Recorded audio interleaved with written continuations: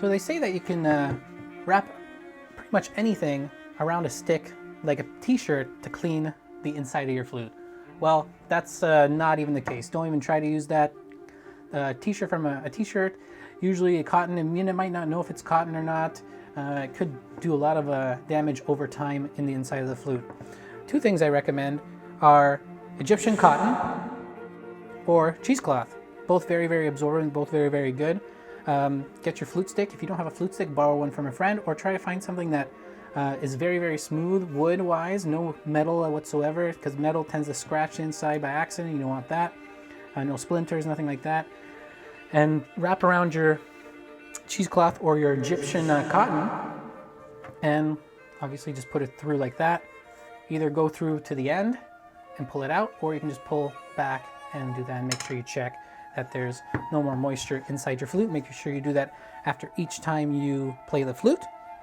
A little bit bonus thing is that to clean the outside flute, a lot of people tend to use different types of cloths and polishing cloths and stuff like that, but mainly the real best thing to use to clean up your outside of your flute is a microfiber cloth, basically like a ShamWow, but not really a ShamWow. It's very, very, very, very fine microfiber, and it's meant for, these are meant really for cleaning eyeglasses and cleaning and polishing, rather cleaning the flutes, or cleaning silver.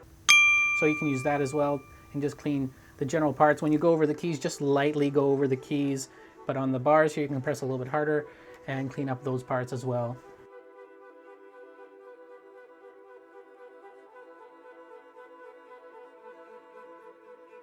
So a lot of people think that this thing right up here, the crown, is simply for decorative purposes, when in reality it's a very, very essential item for the head joint.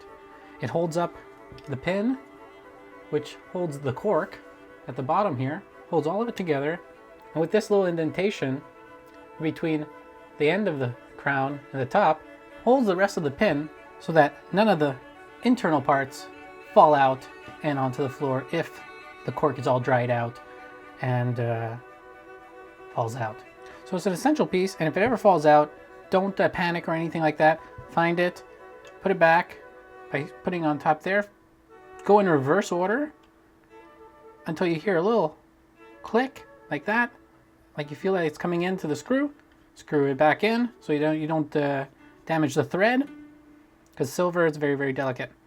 And then just tighten it just enough so that you barely can turn it 1 more millimeter through. Don't just torque it until it can't anymore, because it will move the head joint and cork upwards, and then putting your flute more out of tune.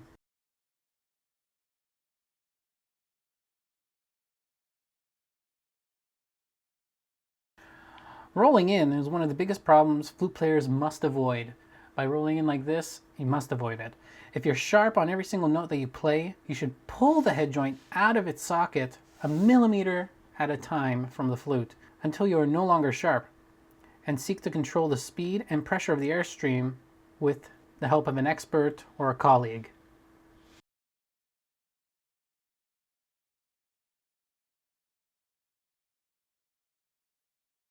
So they say that gold or platinum flutes always sound better than silver ones. You hear it all the time. You hear it from different friends and colleagues, but simply it's all a matter of preference. But in reality, there's little to no difference to the regular person's ear.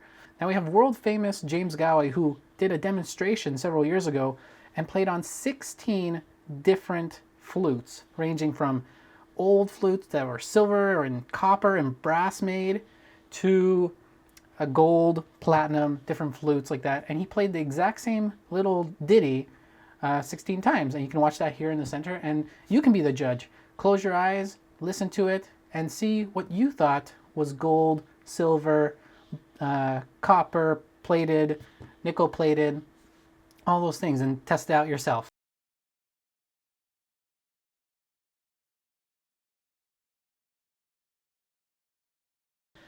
Now they say gold springs are a good idea on flutes nowadays. Gold, though, has a very, very weak yield strength compared to steel or bronze. When taking a quick look at Wikipedia, it tells us that the ultimate tensile strength for steel is a whopping 5,205, compared to gold's 100. Although steel is rarely used for springs nowadays, bronze was used very frequently. Its strength, double that of gold. This makes gold a completely useless spring in my mind when compared to steel or even bronze. Its only advantage is it's resistant to corrosion. So we hope you like this episode of Flute Myths. If you have any questions or comments, be sure to mention them down below. Be sure to like the video and be sure to subscribe if you haven't subscribed already, and check us out on Patreon as well. Until next time, thanks for watching.